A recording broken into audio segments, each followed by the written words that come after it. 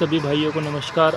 आज हम आपके लिए लेके आए हैं एक सोजत नस्ल की एक बहुत ही बेहतरीन पठिया, जो बोलते हैं ना कि गुलाबी चमड़ी, वो प्योर माल है गुलाबी चमड़ी वाला।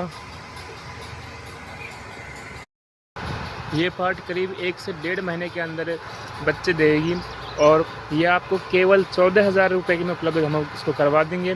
राजस्थान, मध्य प्रदेश, उत्तर प्रदेश, महाराष्ट्र तक हम इसकी डिलीवरी करवा देते हैं। अगर आपको ये चाहिए तो नीचे के दिए गए नंबरों पर आप हमसे संपर्क कर सकते हैं। MB गॉड फार्म, राजस्थान, जिला अलवर।